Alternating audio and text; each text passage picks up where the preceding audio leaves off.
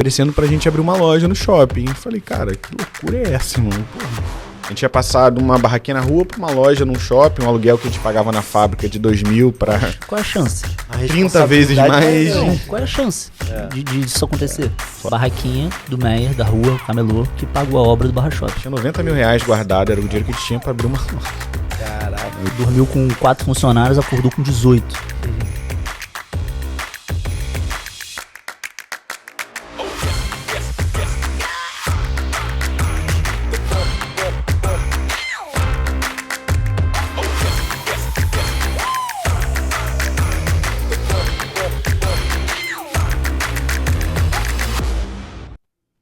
Seja bem-vindo a mais um episódio aqui do Pode Ser Eu, o podcast que vai te inspirar a empreender, a ter novos negócios, novas ideias. E hoje os nossos convidados, cara, vai explodir a sua mente, porque é um Vieram de outro planeta. Absoluto, né? Arthur, apresenta aí os caras. Vamos lá, vou apresentar aqui os dois sócios da Poison Donuts. É uma grande empresa, uma empresa que tem marcado aí muito nossa cidade do Rio de Janeiro, né? Com um produto totalmente diferenciado. A gente está com o Felipe, hoje a gente está com o Marcos Paulo também, os fundadores aí da marca. E a gente queria conversar com vocês um pouco hoje, para vocês contarem a história de vocês, né? Como surgiu a Poison Donuts, quem são vocês, para onde estamos indo também. É que tem muita gente aí que acha que a Poison, cara, é uma empresa americana que aí, foi chegou, jogada aqui no Rio de Janeiro e abriu em tudo que é lugar. Verdade. Vambora. Quer que eu comece? Começa aí. Falar entre amigos é mais tranquilo, né? Mas vamos lá. Cara, primeiramente, obrigado pelo convite, um prazer imenso estar aqui, conversar com vocês. A gente que é amigo fora dessas 4 linhas de podcast, então é muito bacana a gente poder trocar essa ideia um pouquinho mais a fundo, profissional da parada, e fico muito feliz de estar aqui, cara, de verdade. A Poison Donuts começou no finalzinho de 2019, estamos indo para quase 6 anos, é isso? É isso, acho que quase 6 anos, né? Sou péssimo com números. Caraca, é bastante isso que tempo. É uma das nossas divisões aqui. Eu sou péssimo com número e ele é bom, e eu cuido mais da parte de marketing e divulgação da marca mesmo. Cara, começou no final de 2019, sou da igreja. Eu não posso falar de Poison Donuts sem falar de Deus, sem falar de tudo que a gente passou no dia a dia para poder chegar até aqui, as portas que Deus abriu. E a Poison Donuts começou com um propósito muito maneiro, né? A gente tinha uma amiga minha nossa que era da igreja lá da Batista Atitude, aqui no Recreio. E, cara, ela queria ser missionária na África e ela começou a vender umas pulseiras, umas miçangazinhas para vender na igreja no final do culto. E eu vi aquilo ali dela, eu falei, cara, pô, maneiro, mas eu acho que ela não vai conseguir arrecadar toda a grana para poder ir até onde ela gostaria de ir. Eu falei, cara, vamos fazer uns donuts no final do culto, a gente vende e eu te dou todo o lucro, cara, eu quero R$1. E assim começou a Poison Donut, né? Ainda não tinha um nome, era só um donut que no final a gente chegava e vendia lá pra galera do culto, o melhor público do mundo, que é crente, que tem 2 pessoas na barriga, né? O Espírito Santo e a pessoa. Então a gente começou a vender bastante e a parada começou a andar. E eu digo que eu recebi a maior bênção da minha vida até hoje, que foi um desemprego, né? Mais uma das coisas aí que Deus faz, né? Que às vezes a gente tem uma visão de que a gente está sendo prejudicado ou que, enfim, as coisas não estão fluindo, mas era mais Deus me apertando mesmo para eu poder ter a iniciativa de criar a Poison Donuts, sair da minha zona de conforto. E, cara, perdi meu emprego, troquei essa ideia com ela, falei, cara, olha só, agora já não dá mais para eu te dar 100% porque eu tô sem dinheiro, vamos ter que dividir isso aí na metade. E aí começamos a dividir e tal. E, cara, ao mesmo tempo eu tentei ainda, né, voltar ao mercado de trabalho. Eu era redator publicitário, fiz faculdade de publicidade. Ao mesmo tempo eu tentei voltar ao mercado de trabalho, coloquei alguns currículos e nada. E aí um belo dia, cara, eu tava indo comprar um presente pra minha mãe no Dia das Mães. Eu tinha R$1.350 guardado, eu lembro como se fosse hoje. E eu fui no shopping, na volta eu bati o carro da minha irmã, sendo que eu tinha carro, não tinha a menor necessidade de eu ter pego o carro da minha irmã, destruí o carro dela e o conserto da moto que eu tinha derrubado, que era uma moto, R$1.350. Era o dinheiro todo que foi embora. E eu tava numa situação meio desesperado, assim, andando na rua. E, cara, perguntando a Deus o que eu iria fazer na minha vida, se eu iria continuar ou não. E, cara, Deus falou assim, olha o donut aí, assim, no fundo do meu coração mesmo. E aí eu dei start no projeto, aí foi onde eu falei, cara, eu preciso trazer meu conhecimento de marketing, de publicidade para a marca. Eu sei que hoje a gente conseguiu construir uma marca muito maneira, muito pelo meu pensamento que a gente entende que o produto pode ir, pode voltar, mas a marca ela fica. E foi através dessa marca que a gente começou a trabalhar. Os primeiros R$500 que eu ganhei, eu investi numa logo. Foi um dos dinheiros mais bem gastos que eu tive, que é a logo que tá aí até hoje. Caraca, que maneiro. E ela é irada e, tipo assim, muito atemporal, assim. Eu enjoo de muita coisa. Sou um cara que enjoa muito rápido. Eu acho que isso também é uma das qualidades que eu tenho, porque eu tô sempre tentando inovar. Inovação, exatamente. Perfeito. E aí a gente criou a marca e eu fui começando a desenvolver e tal. E aí a gente virou... uma barraquinha na rua, eu armava uma mesa ali na Dias da Cruz do Meia, uma mesa de plástico mesmo, meu pai tem pizzaria, e aí eu pegava umas caixas de pizza dele, colocava os donuts e deixava aquela mesa ali arrumada. E aí a galera começou a ir lá comprar, os primeiros dias foram bem difíceis assim, né? Eu não tinha o engajamento que eu tinha na igreja, então foi mais complicado. E a gente foi evoluindo, aí uma mãe de um amigo meu, a Samantha, me ajudou muito, muito mesmo. Sou muito grato a ela. Ela vendia pipoca gourmet, aquelas pipocas gostosas. E ela fazia evento com uma mesa toda bonitinha. Ela montou uma bike, só que em casa. Uma mesa com um telhadinho e tal. Ela falou, Felipe, você quer emprestado? Eu falei, quero, com certeza, sem problema nenhum. Aí fui, peguei isso aí, já botei em cima de uma bike, sempre procurando cada vez mais melhorar. Aí eu, não tinha grana para comprar nada de acrílico para botar em cima, então eu ia lá, construía na minha própria mão mesmo uma estrutura de madeira, de plástico para cobrir. No primeiro dia eu falei, cara, preciso cobrir isso aqui, vem mosca, vem tudo, tô no meio da rua, então essa preocupação eu sempre tive. E aí eu fui e comprei a parte de acrílico lá e consegui colocar depois na bike. E a gente foi evoluindo, aí conseguimos comprar uma bike nova, e no meio do tempo veio a pandemia. Aí na pandemia eu parei, meu pai pediu para eu parar, porque eu tinha gente de idade em casa. Falei, cara, não tem como eu ficar na rua vendendo. E aí parei, e aí surgiu esse cara aí, porque a gente sempre foi amigo, né? A gente estudou no mesmo colégio. E ele fazia parte de uma célula da minha casa. E aí, cara, ele sempre ia lá me ajudar também, comer os donuts e tal, me ajudava a montar. Ele ia te ajudar comendo os donuts que sobravam. Ia lá me ajudando a comer. Queria te ajudar assim também. Montava a bike lá comigo e tal. E aí ele falou, cara, eu também fiquei desempregado e tal, vamos fazer entrega aí, vamos fazer esse delivery funcionar. E aí começou, e aí conta daí. Cara, mas até pra já você introduzir, né? É interessante porque é um produto que, cara, é diferenciado, né? É um produto que, assim, não é qualquer lugar que você tem, ainda mais na qualidade que você tem, né? Você já tinha acesso a esse tipo de informação? Você já tinha acessado isso em algum lugar ou não? Foi genuíno? Sempre gostei de cozinhar. E o primeiro donut que eu fiz foi na casa da minha madrinha, de teste mesmo, porque eu adorava ir pra casa da minha madrinha fazer doce. Então eu já fiz tudo que é possível lá. E aí, cara, eu fiz, ficou horroroso, um gosto de fermento horrível e tal. Só que ficou bonito. Eu falei, cara, um produto que é bonito. As pessoas comem com os olhos, mesmo sabendo que aquilo ali não tinha ficado como eu gostaria. E aí, estudei muito mesmo. A gente já trocou mais de 300 vezes a receita. Eu sei falar inglês e ia para blog americano.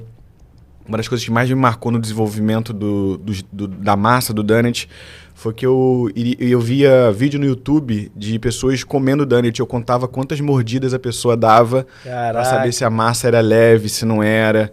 E aí, quando eu fazia um donut, a primeira coisa que eu ia testar, inclusive isso é muito por conta do canal dos caçadores, que também nos ajudaram muito. Depois a gente pode falar sobre eles. Mas a gente via o vídeo deles lá e eu ficava, cara, duas mordidas, caraca, sumiu na boca. Então, não é uma massa de sonho. E aí a massa que quando eu testava pra fazer, eu ficava mordendo. Eu falei, cara, isso aqui não tá legal, não. Não é igual o donut americano. E eu não tinha comido donut americano nos Estados Unidos, né? Nossa, cara. Então a gente tinha um desafio muito grande aí pela frente. Gente, eles trouxeram aqui alguns donuts. Olha a qualidade do produto. Porque, assim, além da massa, que eu acho que é o principal de vocês é a massa, esses recheios, né, bem elaborado, né? Inicialmente, a Poison, ela já nasceu com essa intenção ou você foi desenvolvendo para essa próxima fase de negócio? Cara, ela já nasceu com essa intenção. Como eu falei, eu sempre gostei muito de cozinhar e eu sou uma formiga. Então, eu amo doce. Então, eu sempre falo que quando eu vou para algum lugar comer algum doce, alguma parada assim, eu tô trabalhando. Porque eu tô vendo combinações, Não parece, mas vendo... é trabalho. É trabalho, muito trabalho. Então eu tô sempre vendo combinações de doces, estou pensando, e eu sempre gostei muito de usar minha criatividade, seja para minha marca ou para fazer um donut de uma forma diferente. Então, hoje a maioria dos nossos donuts fui eu que desenvolvi, obviamente sempre falo, cara, eu nunca fiz nada sozinho. Desde que até quando eu comecei a Poison Donut, a minha mãe me ajudava, minha irmã me ajudava. Então, assim, eu nunca consegui fazer nada sozinho.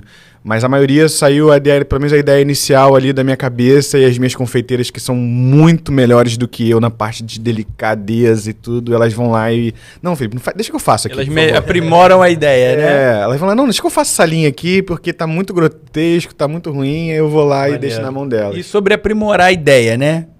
A gente pode falar sobre o Marcos Paulo, né? Que ele aprimorou a ideia, você tava só com a barraquinha, ele trouxe a ideia do delivery. Como que foi, Marcos Paulo, esse início aí de delivery da Poison? Quais desafios vocês enfrentaram, enfim? Assim, eu antes disso, né, antes de chegar aí, eu já tinha tido uma hamburgueria, já tinha trabalhado com desculpa, gente. Trabalhado com carro, então e eu tava trabalhando num escritório de advocacia.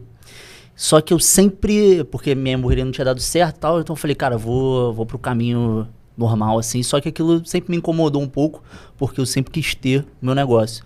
E o dono do escritório, o meu chefe, ele tinha várias frentes de negócio. E ele a gente conversava muito sobre isso, sobre empreender e tal. E aí eu saí desse escritório lá na pandemia, né? Um pouco antes da pandemia eu saí de lá. E eu passava lá na bike, ficava conversando com ele e tal, ajudava a levar a bike para casa, os danos que sobravam e tal. E eu sempre falei muito com ele em relação a, cara, planejamento, faz isso, tenta assim. E assim, eu até fiz uma planilha para ele. Falei, eu cara, nunca abri.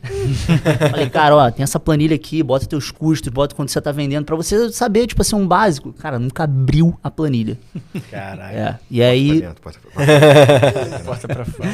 E aí tô voltando nisso só pra gente, pra ter uma linha de raciocínio, porque foi justamente aí na pandemia que eu falei assim, cara, eu tô em casa, você também, o dinheiro tá acabando, a gente tá precisando se movimentar. Eu falei, cara, por que tu não faz dano se a gente entrega? E eu entrego. Porque você vai estar dentro da cozinha ali, da pizzaria do teu pai, tranquilo, vai só estar você, a tua irmã, a tua namorada. E eu vou levar, meu irmão, que nem carteiro, joga e sai. É um risco, obviamente é um risco, mas eu acho que a gente precisa também se movimentar, né? E é uma característica, acho que uma das poucas que a gente tem em comum, né? A gente não se acomoda, não fica parado, a gente tá sempre se mexendo, sempre se movendo para resolver as coisas. Cara, o que a gente pode fazer agora? E eu acho que tem muito disso na Poison Donut, sabe? Muito mesmo. E aí ele começou a fazer para eu entregar. E eu comecei a entregar muito mais rápido do que ele conseguia fazer. E eu falei, cara, chama alguém para estar junto contigo e tal. Aí até chamou uma amiga nossa que na época não estava trabalhando também e tal, ensinou a ela. E aí tinha ela, a irmã dele, a prima, a namorada. E eu não conseguia mais entregar o que eles produziam.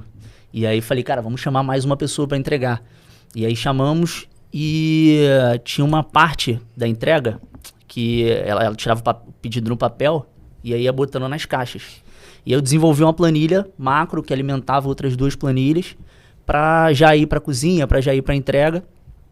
E aquilo ali economizou, tipo assim, uns 40 minutos do nosso processo, sabe? Então, eu sempre vim tentando... E eu não era sócio nessa época, era só dele. E eu sempre tentando otimizar de alguma maneira, sabe? Essa questão, quando começou as duas rotas, eu falei com ele, cara, tem um aplicativo aqui, cara, para fazer as rotas. Só que, é um investimento e tal, não sei se tem como pagar e tal, R$100 por mês. Aí ele, não, vamos botar e tal. Ele sempre viu também potencial, sabe?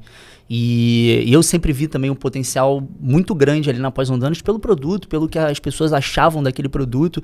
Eu sempre fiquei muito feliz, sabe, de ver a admiração que as pessoas têm. Eu que tinha um contato direto com o cliente ali naquele momento de entrega. E ver as pessoas, felizes que chegou, sabe? A gente... Tinha um processo, mas não tinha um processo muito bem definido ainda naquela época.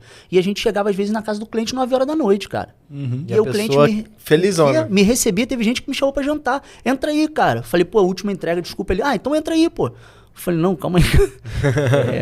Então, Maneiro. assim, e acho que foi... Dali foi surgindo isso, essa vontade, assim, da gente se juntar. Até o momento que ele me fez o convite, que foi quando ele quis ir para um imóvel só dele, sair da pizzaria do pai dele, abrir realmente era uma espécie de laboratório, né? Para testar novos sabores. Foi a primeira unidade.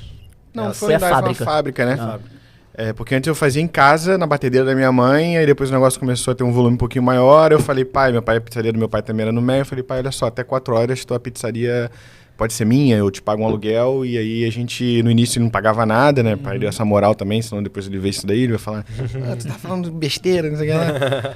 Enfim, aí depois no finalzinho, eu já tava dando já um retorno legal, falei, pai, olha só, vou te pagar um dinheirinho aí por mês, tá, também pra poder ajudar, né, nas despesas.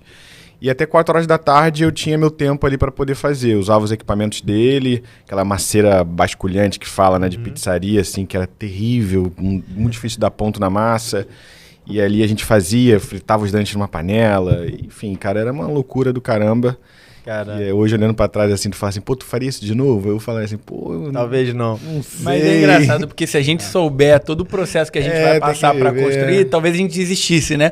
E isso que é o legal do empreendedorismo. A gente só sabe o próximo passo. A gente não sabe mais a Só quem tá vivendo um momento assim, cara, é difícil. E a ideia, então, do modelo de negócio de vocês, vocês já tinham essa visão estratégica ou era realmente algo empreendedor mesmo de criar produto, vender e, enfim, e ficar nessa operação? Qual era a visão de vocês na época de início? Eu acho que assim, a gente tinha uma visão de... Ele ficava todo com essa parte criativa, eu não me preocupava com isso, não me preocupo com isso, na verdade. E ele sempre falou, cara, eu quero ter uma loja, quero abrir uma loja.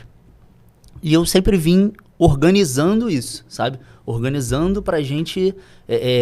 ter a possibilidade pra gente, o que a gente ia fazer, como que a gente ia chegar no objetivo. A gente fala assim, ele sempre vem com as ideias malucas, tipo assim, cara, vamos comprar um ônibus, enfiar dentro, sei lá, de um shopping e tal, e eu, cara, tá, quanto custa um ônibus? Vamos ver, pode botar dentro do shopping e tal, a gente Eu vem... tive a ideia do ônibus, não pra botar no shopping. Viabilizando, você vem viabilizando as ideias. A ideia era boa, tá? Porque A ideia é do ótima. ônibus ou do carro é você pegar e tipo, fazer uma pós-ondante que vai nos bairros, parando nos bairros. E você consegue parar e Já comprar. existe esse modelo com sacolão. Aí eu vou falar, Sacolão pra do comprar, pó. tem que trazer Sacolão do Donut. de residência. E aí bota alguém gritando, ô sacolão do Qual é o Donut! problema de fazer com amigo, cara? Não dá, pô, ninguém leva a sério a parada. Mas olha só. Controla aí, cara. Ih, ferrou. Passando mal. Sacolão do Dani. Mas aí, realmente, outro dia a gente tava conversando e a ideia era fazer uma hospedagem em formato de disco voador, em que os ETs vão ficar... tinha um negócio desse, né? Os ETs vão ficar escondidos, né? Cara, você falou uma parada tem que... muita não, ideia assim, eu acho que era uma loja. Uma loja em que os ETs ficavam numa casa escondida. Escondida, aí tu abre a geladeira, tu entra dentro da loja. Umas paradas meio doidas assim.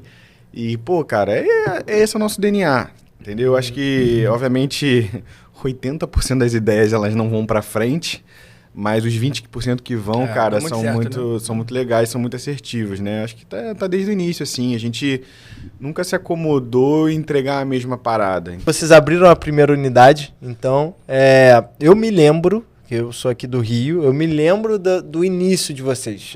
Na verdade, eu mandei uma mensagem para vocês logo assim que vocês explodiram, que em paralelo ao começo de vocês eu tava em expansão. Mas na Barra ou no Meia? Era no Meia. No Meia ainda. Foi no Meia que eu conheci vocês. Foi a primeira unidade, né? Então, Lá na não. fábrica e você tá barraquinha. falando, a gente teve... Então, eu conheci vocês na barraquinha. Quando a gente deu uma explodida, foi justamente quando a gente voltou da pandemia, que a gente voltou pra rua. Que, assim, e aí é aquilo, né? Não dá pra falar de Poison Donut sem falar de Deus. A gente tinha um contato dentro da prefeitura, tudo dentro da lei. Aí a gente disponibilizaram um ponto pra gente, e assim, um cara que era comerciante começou a reclamar muito da gente, o ponto era bom, e aí falaram que a gente ia ter que sair daquele ponto. E a gente, putz, e agora? Aí, tipo assim, 2 dias depois que a gente tinha voltado. A gente foi com um ponto melhor. E no meio do dia, tinha, tipo assim, explodido muita gente. A gente ficou tipo, mano, o que aconteceu? E aí ela falou, cara, escolhe outro ponto e que a gente bota vocês. Cara, aí tinha um ponto maravilhoso do outro lado da rua, que não pegava sol, que, assim, era inexplicável, sabe? Maneiro. E aí as filas começavam antes da gente chegar. Se você olhar no Google, no Street View, se voltar ali em 2022, 2021, você consegue ver a fila em frente à barraquinha, em frente ao McDonald's ali da Ilha da Cruz. Cara, então, foi nessa época que eu acho que eu conheci vocês. Eu vi o Danit primeiro, né? Primeiro, eu acho que o Danit que repercutiu. Caraca, loja de Danit. Acho que foi a repercussão. E aí depois veio o Poison Danit. Porque eu acho que o primeiro veio o produto, mas depois vocês conseguiram agregar com uma marca e com a recorrência do produto, né? Porque aí eu eu acredito que muitas pessoas pensam, Danit é moda, é coisa de modinha, vai subir e depois ninguém quer mais saber. Sendo que eu vi esse fenômeno com vocês acontecer e eu acho que até a gente chegou a comentar, falar, pô, essa galera lá de Danit, pô, daqui a pouco vai desaparecer. Sendo que a marca foi se desenvolvendo, foi ficando algo muito mais maneira, engajando os clientes. E depois eu comecei a perceber que eu ainda não tinha experimentado o produto, que vocês estavam tendo recorrência, então não era uma venda. Isso ensina muito sobre, muitas vezes, a percepção errada que as pessoas têm sobre algo sem conhecer, né? Quem está de fora sempre acha que é mais fácil porque é uma moda, porque pegou um gap. Realmente pode ter acontecido. Só que se você não tem competência de continuar, Exato. de inovar, de melhorar, você não consegue ir para a próxima etapa. Você não consegue abrir a primeira unidade, a segunda, a terceira, franquear o seu negócio, expandir. Sim. Então, eu acho que vocês tiveram muito essa habilidade de conseguir pegar toda essa energia que estava sendo colocada no produto e na marca inicialmente e vocês conseguirem usar para continuar crescendo, né? E qual você acha que foi o grande ponto de virada, ou Marcos, ou você, Felipe, qual foi o grande ponto de virada da Poison Donuts? Ali você falou assim, agora aconteceu. Porque todo empresário tem isso, agora aconteceu. Cara, tiveram muitos assim, né? No início teve a história da Bruna Marquezine, que, tipo assim, foi o primeiro ponto de virada que fez com que a gente pensasse realmente assim, cara, esse negócio aí tem futuro. Resumidamente, eu fiz uma oração sem saber que eu estava fazendo uma oração em casa. Eu tinha 800 seguidores na época. Vou tentar fazer bem resumidamente essa história, porque ela é longa. E aí tinha os 800 seguidores na época da marca, nem era essa logo ainda, tipo, era uma logo antiga que eu te pediu para fazer no Canva, uma parada bem mais precária. E aí eu falei assim, poxa Deus, bem que a Bruna Marquezine podia seguir a gente no Instagram, isso deitado, indo dormir. Aí eu fui dormir e no dia seguinte eu acordei, Bruna Marquezine seguiu você, juro por Deus. É loucura, não tem como explicar. E aquilo ali foi uma virada de chave absurda, foi a primeira virada de chave, que aí eu mandei mensagem pra ela, obviamente, falei, cara, muito obrigado por estar seguindo o nosso trabalho e tal, um dia que você quiser a gente envia pra você. E ela falou, pô, beleza, meu aniversário é semana que vem, pode deixar aqui. Caraca. Aí, resumidamente, a gente deixou lá e, cara, no dia seguinte ela foi e postou, a gente saiu de 800 para 8.000 seguidores no Instagram, gente do Brasil inteiro pedindo. E antigamente o Instagram não era que nem hoje, né, o engajamento, ela era muito menos restrito e tal. Então, cara, a gente conseguiu um público muito grande ali. Então, quando a gente foi pra rua, as pessoas iam pra comer o Danit da Bruna Marquezine. Que e depois, assim, foram abrindo outras portas. Mas eu acho que uma das viradas, assim, profissionais, né? Porque até então era um hobby que dava um dinheirinho no final do mês. E depois eu falei, pô, isso aqui dá pra tentar profissionalizar e tal. Mas a partir do momento que eu falei assim, cara, agora eu sou empresário, agora eu preciso tomar conta de uma empresa e não de um hobby, foi quando a gente abriu o Barra Shopping, que mais uma vez, né, coisas extraordinárias, sobrenaturais aconteceram, que a gente estava numa barraquinha na Ilha da Cruz, simplesmente o maior shopping do Rio de Janeiro e o melhor shopping da rede Multiplan mandou uma mensagem pra gente, pra barraquinha de rua, pro camelô, né, falando português claro, oferecendo pra gente abrir uma loja no shopping. Eu falei, cara, que loucura é essa, irmão? Porra. Maneiro. A gente com uma barraquinha, o que eles viram na gente? Porque a gente também, assim, a gente tinha uma visão limitada. Eu sempre acreditei na Poison Donuts desde o primeiro dia. Tipo, não tinha essa dúvida de falar, cara, será que vai dar certo? Não, eu sabia que ia dar certo. E sabia que eu queria franquear também. Isso aí sempre esteve muito claro na minha cabeça, porque eu sabia que pro modelo de expansão, né, eu precisava expandir com a ajuda de outras pessoas. Então isso sempre teve muito claro na minha cabeça. Então quando o Barra Shopping chamou a gente, eu falei, cara, vamos lá para conhecer e tal. E aí a gente foi, assim, sem nenhuma expectativa da gente abrir realmente uma loja no Barra Shopping. A gente foi na segunda, né? A gente faltou a primeira. Porque a gente tinha passado uma barraquinha na rua para uma loja num shopping, um aluguel que a gente pagava na fábrica de 2.000 para... Qual é a chance? 30 vezes mais. Qual é a chance de isso acontecer? Só era funcionário e tudo. Então, assim, quando a gente abriu a loja, pra gente foi o baque maior, assim, porque a gente foi ver que a realidade de um negócio é totalmente diferente do que você ser um camelô na rua, né? E levando algumas considerações que até mesmo você ter um negócio no shopping não é para qualquer um, não é fácil. Existe uma série de regras e você não pode fechar, você é obrigado a operar, né? É um fluxo de pessoas, de colaboradores grande, porque você tem vários turnos, né? Então, esse seu passo, eu acredito que tenha sido muito desafiador, né? Foi a época mais dolorosa da minha vida, assim, a época que eu mais pensei em desistir, porque assim, primeiro a gente abriu sem dinheiro, né? A gente foi a barraquinha do Meyer, da rua, o camelô, que pagou a obra do Barra Shopping. Tinha 90 mil reais guardado, era o dinheiro que a gente tinha para abrir uma loja. Caraca. Hoje em dia tu não consegue nem abrir um quiosque, talvez, 90 mil reais. E tinha 90 mil reais guardado, cara. E a gente falou, cara, vamos investir tudo nisso. Aí no final da obra, no finalzinho da obra, a gente não tinha mais dinheiro. Ele, cara, vamos botar no cartão de crédito. Então a gente abriu uma loja, olhando pra trás hoje, tu fala assim, cara, é muito risco, muita loucura, tô fora. A gente dormiu com 4 funcionários, acordou com 18. Isso é interessante porque até a gente tava conversando, às vezes a gente pensa que para abrir uma franquia, né, a gente tem que ser totalmente racional. A gente tem que olhar 100% os números e realmente sim, tem que fazer um estudo, tem que buscar. Sendo que se você ficar só na racionalidade, cara, você não assume desafios, você não dá passos, né? Então, empreender é um negócio de risco. Mas a gente não indica. E é um organismo vivo também. Claro. Mas é um organismo vivo, cara. Eu sempre falo. As pessoas, às vezes, eles viram e mexem, eles me dão um esporro. Pô, Felipe, tu vai fazer um negócio do dia pra noite? Eu falei, cara, é um organismo vivo. Acabou de aparecer uma oportunidade, eu preciso abraçar ela. Se eu perder ela, eu vou perder o time da parada. Tem que organizar, né? Pô, tu é maluco, tu faz negócio do dia pra noite. Eu falei, cara, esse é o nosso DNA. Tipo assim, obviamente, a galera vem sempre me ajudando a organizar as paradas. Vocês sabem muito bem disso. Mas, às vezes, cara, tem coisas que não dá pra perder tempo, né? E eu acho que empreender é muito sobre isso. A gente não tem... Tipo assim, imagina se a gente não fosse lá no Barra Shopping. Imagina se a gente não arriscasse, colocasse a nossa cara a tapa. E por ser um organismo vivo, tem muita chance de dar certo e muita chance de dar errado também. Depende, né? Então você vai ter que equilibrar ali. Você está sempre numa corda bamba tentando equilibrar a empresa. Vem aqui, faz ali.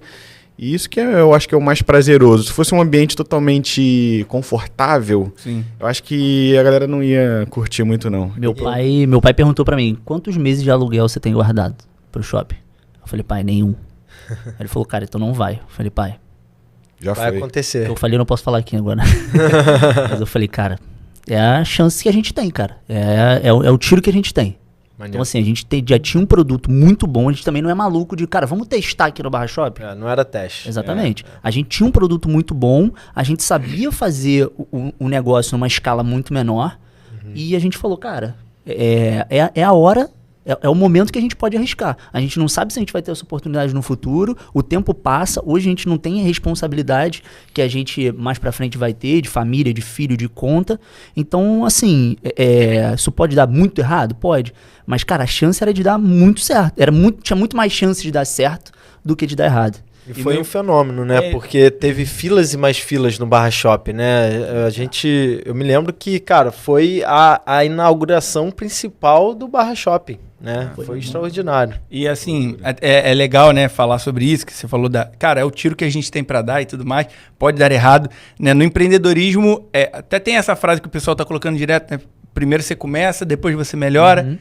Mas eu enxergo que é o seguinte, primeiro você começa, você melhora, só que muitas vezes pode dar muito errado. E você tem que começar do zero, você tem que reiniciar a sua ideia. Ver o que tá errado. Ou você melhorar depois de você ter vários problemas. Então, assim, a grande questão é como vocês falaram, tem que estar buscando inovar, tem que ser um organismo vivo. Às vezes a gente tem algumas ideias aqui, naturalmente também, cara, vamos fazer isso aqui do dia pra noite, e aí, como é que vamos fazer?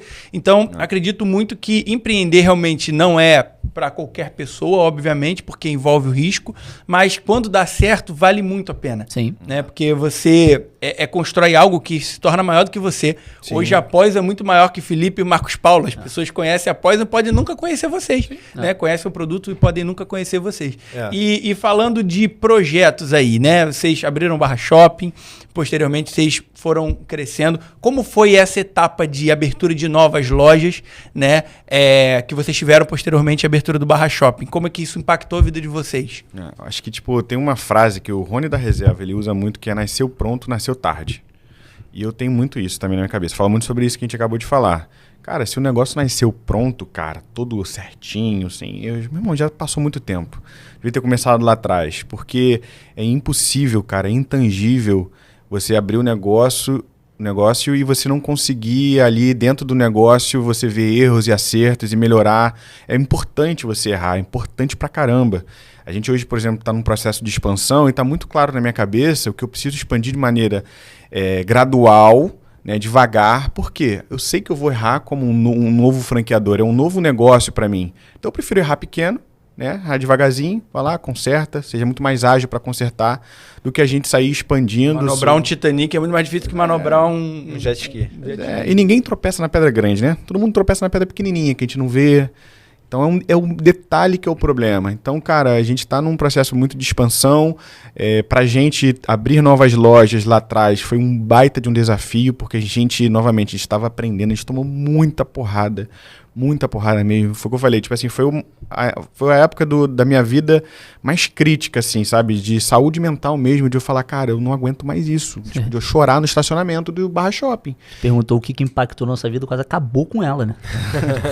Não, foi muita doideira, porque, tipo, a gente saiu de números, né? A gente saiu de um faturamento numa barraquinha de 100 mil reais que a gente tinha por mês ali, que já era um faturamento com um camelô, gente. Já é bem considerado. Um faturamento de 630 no primeiro mês, só que vender 630 mil reais, todo mundo fala, caraca, vendeu muito. Faz isso sem estrutura. Faz isso ali sem você fabricando o donut em outro lugar, levando isso pra lá. A gente fazia viagem de carro 5, 6 vezes por dia. Era uma loucura. Caraca. Loucura. A gente não tinha... O projeto era fazer um donut congelado, que não ficou pronto. E a gente adiou 3 vezes. Ele, não, cara, não dá pra abrir agora, porque a gente não fez isso. Não dá pra abrir agora. Chegou um momento que eu falei assim, cara, ou a gente abre agora, a gente não abre.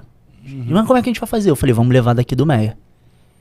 Entendeu? E aí como? Compramos uma carretinha, meu irmão, botamos um pino bola no meu carro, no dele, vamos se dividir.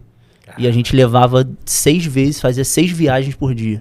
6 pra ir, 6 pra voltar. Então, voltando na linha amarela, ligava, já acabou o donut. E aí a gente chegava aqui, vambora, carrega, não sei o que. E assim, um armário de pão de 2 metros de altura, bota em cima da carretinha, prende ele, volta. Isso é muito maneiro escutar, porque eu vejo que muitas pessoas querem achar o segredo do sucesso. Cara, qual é o segredo para chegar e realizar o que a Pós Donut faz? E eu vejo claramente em vocês, que é o que eu sempre falo para as pessoas, que é o potencial de execução. Né? O tempo todo, tudo que vocês falam, cara, eu tive essa ideia, sendo que, cara, como é que foi executado e como é que a gente vai fazer? E é isso, muitas das vezes não vai seguir o planejamento, sendo que, cara, qual é o seu potencial para executar aquilo que foi pensado, aquilo que foi idealizado, né? E eu vejo que vocês são muito executores, né? Eu acho que assim, a gente sempre acreditou muito. Ele acreditou desde o primeiro dia, e eu, quando conheci, eu sempre acreditei, mas com um olhar eu não fazia parte do negócio, era dele. E eu falava, cara, ele tem um negócio legal, sabe? E era meu amigo, eu ajudava ele e tal, e falava, cara, isso aí, pô, vai dar certo, não sei o quê. Montei a planilha. Quando eu montei a planilha pra ele, a gente não tinha pretensão nenhuma de trabalhar junto. Eu só queria que ele tivesse uma organização, etc. E depois, aí, voltando pra onde a gente estava junto, a gente sempre teve um olhar de tipo assim, pô, a gente tem que ganhar dinheiro? Tem que ganhar dinheiro. Mas, cara, a gente tem que construir alguma coisa. A gente tem que construir uma marca, construir uma empresa. E essa sempre foi a preocupação. Sempre foi, cara, como é que a gente vai fazer isso aqui direito? O dinheiro, ele é consequência, ele vem depois. Então, assim, a gente sempre se preocupou. Isso sempre foi a nossa preocupação. Como a gente faz isso aqui? Como a gente constrói algo aqui? Sabe? O dinheiro sempre foi secundário, cara. Sempre, sempre, desde o início. Tanto que as pessoas acham que eu tô milionário, eu e ele, mas a gente ainda não tá milionário. Se Deus quiser, onde a gente vai estar. Mas porque a gente sempre entendeu que exige investimento. Investimento de tempo, de grana. E no primeiro mês ali você vender 630 mil reais, como a gente vendeu, com 24 anos de idade nas costas, basicamente, e você olhar para aquele montante de dinheiro e falar, cara, e agora? O que eu faço com isso aqui? E a gente pegou, olhou aquilo e falou, o que eu faço com isso aqui? Vamos botar dentro da empresa. Então, eu lembro que, tipo assim, a gente abriu o Barra Shopping, cara, isso é mó doideira, né? Porque a gente abriu o Barra Shopping e eu morava no fundo do escritório. Não é história triste não, tá, gente? Eu nunca passei necessidade nem nada, pelo amor de Deus. Mas eu morava no fundo do escritório, porque tinha um quartinho lá, que era um quartinho legal e tal, eu morava lá, e meu salário era R$2.500. Isso faturando R$630 mil. Não, e assim, você acha que dois dos caras que tem uma loja, tem tipo 20 e poucos anos, tem uma loja do Barra Shopping, fatura R$600 mil. Cada um tem um carro que não tem ar-condicionado? Nenhum dos dois carros. Ele tinha um Peugeot e eu tinha um Fusquinha amarelo New Beetle, né? Só que eu tinha queimado meu ar-condicionado, só que não tinha dinheiro pra consertar, eu falei. Um dia antes de abrir o Barra Shopping, pô. E aí a gente usava o carro todo dia, como é que faz? É terrível. Esse braço aqui preto, de ficar aqui no sol, 9 horas da manhã pra levar. Doideira. E quando vocês começaram essas expansões e pro que a gente tem hoje, né? Hoje a Poison ela já tá aí em 6 anos, já tem uma marca consolidada, já tem um produto que... Validado pra caramba. Validado pra caramba, com recorrência, enfim. A gente já passou desse momento de modinha e se tornou realmente, efetivamente, um modelo de negócio que é sadio. O que hoje o franqueado ele tem acesso à franqueadora Poison Donuts? Cara, eu acho que primeiro a gente, nessa nova fase da nossa vida agora, né, a gente vai se preocupar muito com qualidade. E quando eu me preocupo com qualidade, é justamente fazer o que a gente já faz sempre. Essa preocupação de não sair abrindo um monte de loja ao mesmo tempo, por a gente não conseguir atender tanta demanda, para a gente entender que a gente vai errar, e errar pequeno é muito melhor do que errar grande. A gente está aprendendo muito com muitas pessoas que têm já um histórico já de franquia e tal. Vocês estão ensinando muito a gente, inclusive, sobre isso. Então, hoje, uma pessoa que tem interesse na Poison Donuts, eles vão pegar um negócio já muito bem acertado, com muitos erros já feitos e consertados, obviamente. E vai pegar um negócio que é a nossa paixão, cara. Acho que isso que tange a Poison Donuts, né? Eu amo isso aí. Minha vida foi dedicada por 6 anos aí a isso aí, 100% integral. Então, eu abri mão de muita coisa mesmo. Eu não digo só parte financeira, eu digo mesmo de tempo. Sonhos também, mudança de rota. De saúde mental, cara. Foi o que eu falei, naquela época lá de conturbada, cara. Eu falei, cara, eu tô no ápice ali, eu entrei num burnout absurdo. Porque eu sempre acreditei no negócio, né? Então, hoje a pessoa que entrar na Poison Donuts vai ver muita paixão da nossa parte, muita dedicação, muita integridade, honestidade, jogo limpo, que a gente sempre conversa. Isso está desde o princípio, desde o início, então a gente vai encontrar muito isso juntos. Maneiro. E uma coisa importante também para pontuar, né? Isso é o que a Poison Donuts vai oferecer, né? Mas o que você espera hoje de um franqueado da Poison Donuts? Traduzindo, quais características vocês querem em alguém para caminhar junto com vocês nessa nova caminhada? Falei.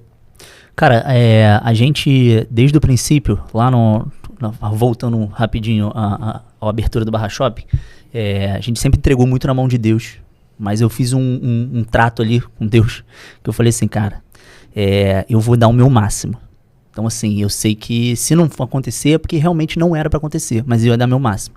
E é o que a gente sempre vem fazendo. Claro que a gente às vezes tem uma exaustão, tem aquilo, mas assim, em geral, a gente sempre dá o máximo para ter um negócio o mais redondo possível. Esse período agora de se virar uma franqueadora, a gente está muito preocupado com isso, em como entregar um modelo, um negócio para um franqueado, um negócio que atenda realmente as expectativas dele. Então, assim, eu não posso e nunca vou prometer faturamento pro cara, mas assim, ele pode não performar, mas ele vai falar, cara, a gente teve suporte, a gente se preocupa muito com isso. Então, o perfil do cara que eu espero é um cara que não venha, obviamente... Todo mundo abre uma franquia, abre um negócio querendo dinheiro, querendo performar, etc. Mas um cara que seja apaixonado por negócio. Um cara que veja valor no produto. Que olhe, que veja valor na marca. Que fale assim, cara, eu quero ser um franqueado dessa marca. sabe? Eu me apaixonei. Dessa história. Exatamente, Brilho me nos olhos. apaixonei. Eu quero fazer parte disso aqui, eu quero construir isso junto, sabe? Um cara que não veja só com um investimento, sou um investidor e tal. Nada contra. Cara, ou uma mulher, né? É, E a gente também pessoas, tem bastante mulheres interessadas. Então, assim, o que a gente espera é uma pessoa que venha com paixão, com sangue no olho para fazer um negócio, sabe? A gente vai estar lidando com empresários do outro lado, então a gente quer escutar muito a pessoa, a gente acha que elas vão ter muito a agregar também pra gente. Então, chegue e troque uma ideia, fale, cara, o que vocês acham da gente fazer assim, da gente testar isso aqui, da gente fazer assado, entendeu? Acho que tem muito a agregar na marca, sabe? Que a gente faça forme um time de franqueados que a gente monte realmente ali um ecossistema, sabe? Algo que ajude também a crescer, sempre, sabe? Não só dependendo da franqueadora, mas que os franqueados formem um time com a gente, sabe? Maneiro. Que nem hoje é o que a gente fez no nosso escritório, sabe? A gente tem ali algumas pessoas que trabalham com a gente no financeiro, no RH, a Maria, a Natália, são pessoas que elas entendem o que é a Poison Donuts, elas fazem parte daquilo ali. Maneiro. E a gente conseguiu passar essa cultura para elas, E vocês sabe? querem passar para E a gente quer que os franqueados tenham também essa cultura junto com a gente, sabe? Eu vejo que hoje vocês estão bem preparados para essa expansão, né? Vocês têm a fábrica, vocês já estão com os processos bem definidos, já tiveram a experiência de abrir uma loja em São Paulo, né? Que é uma unidade franqueada. Me conta, pra gente finalizar, como é que é essa expansão para outro estado, como é que está sendo esse aprendizado e o que vocês veem para o futuro da marca? Cara, acho que é difícil, né? Acho que não é fácil, mas tem sido um baita de um aprendizado. Uma coisa que eu tenho muito em mente hoje, dentro da minha vida, é que hoje eu preciso ver alegria no caos, sabe? E tirar proveito do caos. Então, caos, obviamente, que é uma palavra meio, quase uma hipérbole aí, mas, cara, a gente está falando de alegria mesmo, onde a gente pode ver uns cenários um pouquinho mais adversos. Então, São Paulo tem sido uma baita de uma experiência pra gente, uma baita de um aprendizado, a gente abriu lá com amigos, então isso também é muito legal, então a gente pode errar algumas coisas a mais com amigos, eles entendem, a gente entende também. Então, hoje tem sido um desafio estar tomando conta, né, de uma franquia que você não está perto de você, não está ali do teu lado, mas tem sido um aprendizado muito maneiro, cara, e assim, acho que graças a Deus lá tá evoluindo, tá crescendo, é um desafio para a marca, são poucas as marcas que conseguem entrar em São Paulo, muito poucas mesmo, então hoje a gente é muito conhecido aqui no Rio, mas em São Paulo é um desafio gigante, né? Então hoje a gente está buscando se fazer conhecido lá, foi uma oportunidade até de expansão futura. Então a gente entende que eles estão lá hoje fazendo um papel de abrir caminhos para que a gente, quando a gente resolva realmente expandir para São Paulo e para outros estados, a gente consiga expandir com muito mais facilidade. E o sonho para Poison Donuts, para a gente encerrar? Como vocês enxergam a Poison Donuts daqui a 10 anos? Sonho de futuro. Cara, propósito, eu acho, né? Acho que, assim, eu sou apaixonado por isso aí. Mas eu entendo que hoje o nosso propósito está muito além da Poison Donut. Então, a gente tem que pensar sempre no futuro, naquilo que a gente quer, se cercar de pessoas boas. Hoje eu vejo a Poison Donut daqui a uns 10 anos, se Deus quiser, a gente vai estar lá vivo, cada vez mais forte, com uma mentalidade de união, de igualdade.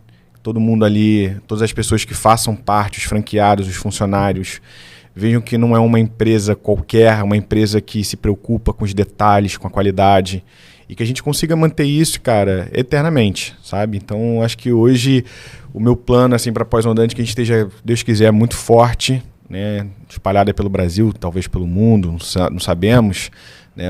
O universo é o limite, não é nem o céu. Com certeza é. É o universo que é o limite. E, cara, é isso. Eu acho que caminhando com um propósito único. É meio romântico falar disso. E, às vezes, pode parecer muito intangível, muito não palpável. Mas é isso, cara. Eu acho que eu criei a empresa para isso, sabe? Foi nascer por um propósito, né? Que era ajudar essa minha amiga que queria ser missionária na África. E ela vai, por toda a vida dela, ela vai ser tangida por propósito também. Legal. E eu acredito que aqui na BeFranchise a gente tem muito isso como realização nossa, da nossa formatação, até da nossa estratégia de expansão, né? A gente acredita que franquia não é para ser vendida apresentando big numbers, fature tanto e lucre tanto, né? Porque isso é o que você falou, é um perfil de franqueado que é muito dinheirista, né? Então, essa construção de storytelling, a história de vocês, tudo que está sendo construído, eu acredito que agregue muito para trazer pessoas a fazer parte desse propósito que foi constituído no seu coração, né? E não é algo que foi idealizado, isso que é legal. Por isso que é muito importante e é para isso que serve esse podcast. Maneiro. Pra gente entender, cara, quem é o Felipe, como é que surgiu a Poison, como que surgiu essa chama no coração. Porque quando a gente fala de propósito, e a gente também acredita muito em Deus, a gente começa a entender que não é sobre o Felipe, não é sobre o Marcos Paulo, não é sobre o Dante, é sobre as pessoas que estão sendo atingidas por esse propósito, né? Então, hoje, as pessoas que estão buscando Poison Donuts para ser um franqueado, e temos bastante pessoas interessadas, né? Que até, eu acredito que seja um fenômeno. É um fenômeno. Né? A quantidade de pessoas que querem fazer parte desse propósito que... Cara, eu acho que você conseguiu refletir esse propósito na marca, no produto, no trabalho, porque as pessoas ainda nem ouviram essa história. Eu acho que esse é o primeiro podcast, talvez? Não, acho que é o terceiro que a gente já faz, né? Então, é um dos podcasts que vocês já fizeram e que muitas das vezes a pessoa nem conhece a história do Felipe, empreendedor, mas que elas já querem acessar. Isso é propósito, né? Eu acho que mostrar para as pessoas também que eles conseguem. Porque, cara, eu não sou melhor do que ninguém, entendeu? O que eu fiz foi me dedicar ao negócio, estudar, sentar, me esforçar. Pô, a gente empurrava a barraquinha na rua, na chuva, cara. Era loucura. E a corrida da guarda municipal, irmão. Gente, eu, assim, sendo bem honesto, eu morava com os meus pais, eu tinha uma casa, eu não tinha filhos, então eu não precisava 100% estar ali, eu podia arrumar um emprego normal. Só que o propósito me mantinha de pé, eu sabia onde que a gente queria chegar, onde a gente ia chegar. Então, assim, eu acho que também um dos nossos papéis de propósito geral na Poison Donuts é poder contribuir para que pessoas acreditem nos seus negócios, que a gente possa ajudar de alguma forma. E ser uma ferramenta, né? Porque da mesma forma que você recebeu uma ferramenta de uma pessoa que te emprestou a primeira barraquinha, né? Se você não utilizasse, não colocasse força de trabalho e empenho, aquilo ali ia ficar parado e não ia gerar nada. Mas aquilo foi uma ferramenta. Eu vejo hoje que a Poison vai ser uma ferramenta de transformação, né? Na vida empreendedora de muita gente. É isso. Você falou em relação às barreiras que vêm, né? Eu acho também que quando você não tem um propósito bem definido, qualquer dificuldade, que esbarre, né? Você desiste. Se você vem só pelo dinheiro, se você vem só pelo... Cara, vou ficar rico agora. Você desiste, fica uma coisa rasa, fica uma coisa vazia, sabe? Então é por isso que a gente procura um perfil... não procura esse perfil, entendeu? Procura um perfil que entenda aquilo que vocês carregam. Exato. Isso, eu acredito que é isso que vai sustentar vocês a longo prazo.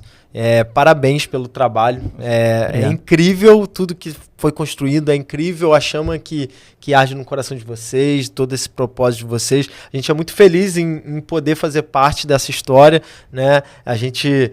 Enfim, até tem um corte aqui que talvez um dia vá subir.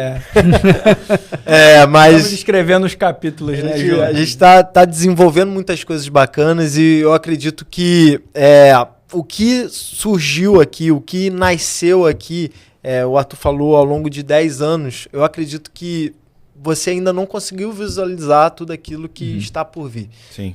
Acredito que tem coisas que um dia a gente vai olhar e vai falar, cara, isso a gente nunca imaginou. Isso a gente nunca conseguiu. Isso que é maneiro. Mensurar, é verdade. Exato. E, cara, a gente quer fazer parte disso, a gente já faz parte disso. E muito obrigado por vocês estarem aqui. Valeu, gente. E pra quem tá aí, ó, infelizmente, né? Agora é a nossa hora. Procure a Poison Donuts mais próximo da sua casa. Veja esse cheiro. Exato. E, gente, ó, você que tá acompanhando até aqui, não esqueça de deixar o seu like, se inscrever aqui no canal, tem um setlist de vários podcasts com grandes franqueadores em vários momentos diferentes. Então tem franqueadores com 7 unidades com ele, tem de 300 unidades. Então não deixe de acompanhar, porque aqui a gente aprende negócios na prática. Não é isso, Arthur? É isso. E o nosso grande objetivo é tornar empreendedores e empresários. E como a gente falou, a Bifranchising hoje não é uma empresa de consultoria, é uma empresa de educação. E o nosso objetivo é trazer para vocês informação, histórias que possam motivar vocês. Talvez você não seja nem empreendedor, mas talvez você queira tirar teu projeto do papel. Pega essa inspiração, tira teu projeto do papel e vem aqui para esse lado aqui contar a tua história também. É isso, gente. Até mais. Valeu. Valeu.